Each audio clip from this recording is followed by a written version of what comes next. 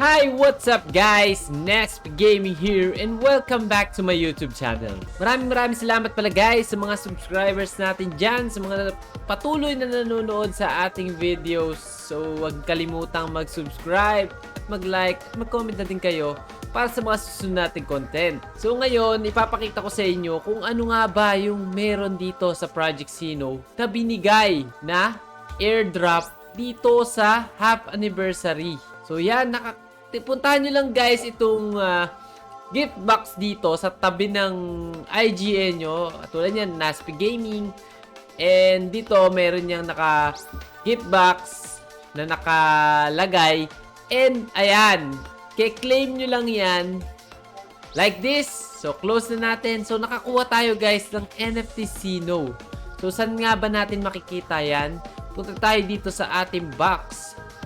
And puntahan natin dito yan guys, dito sa NFT box. Meron kayong ilang days para makuha yan doon sa gift box. Pero kapag na-claim nyo yan guys, meron lang kayo 7 days to open the Sino box. So kailangan natin ng 8,000 Gcoin para dito sa pag-open itong Sino box. So meron ba tayo? So meron tayong 4,800 and kaya natin i-open to ngayon guys.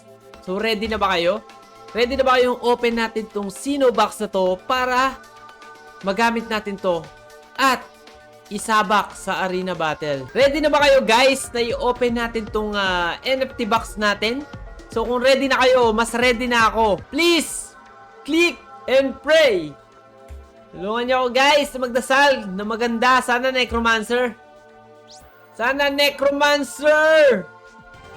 Oh, Samurai. Ayun, Samurai pare. So, pwede na tayo guys mag-double Samurai at may Fantasy Slash yung isa. May yung isa natin ay merong Evil Vigor. Ito naman ay may Fantasy Slash. Magagamit natin dito yung Thunder Set na charm para doon sa summon natin. So, yan. Guard Summon, level 8. So, taas niyan guys. So, speed up natin.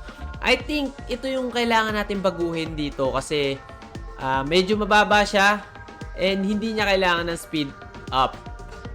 Ano pang hinihintay nyo? Kung meron kayo nakuhang airdrop at nag-open kayo noong half anniversary, ay makakakuha nga kayo ng NFT box. So, tingnan natin dito yung NFT box na meron tayo.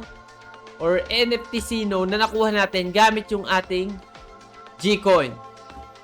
So, yan. Ganda naman guys. So, check natin kung paano natin i-roll natin to guys. Palakasan lang ng loob yan. Ubusan na to. So, Battle Sense lang, Enhance Shield. So, keep lang natin siguro to. Or, gamitin natin Battle Sense. Keep lang muna.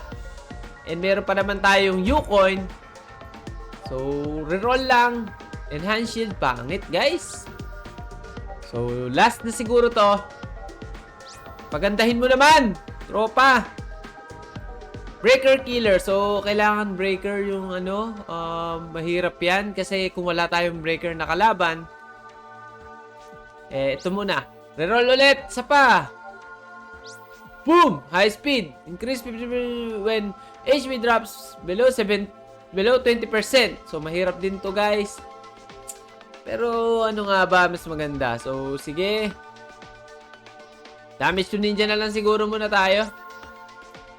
Yan. Goods na yan. Mauubos na yung coin natin. So, next time guys, papakita ko sa inyo kung paano ba natin palelevelin yung samurai natin. Okay na guys. Nakakuha na tayo ng NFT Sino gamit yung ating Gcoin. And, libre nga lang pala yung NFT box natin. Pamigay yan ni Project Sino. So, ano pa hinihintay nyo? Claim nyo na at i-open nyo na. And maglaro na din kayo para makakuha kayo ng mga rewards dito. So that's it guys. Kung nagustuhan nyo itong video ito, please don't forget to like, subscribe, and comment na din kayo para sa mga susunod nating content. And next time, papakita ulit natin yung mga gameplay natin para sa Arena Battle. At umabot na nga tayo ng 4.4k trophies. Ayan o, 4,404. So, nabawasan lang tayo ng 5 trophies at naging 4,399 tayo. That's it, guys. Magpapaalam na nga tayo. See you next time.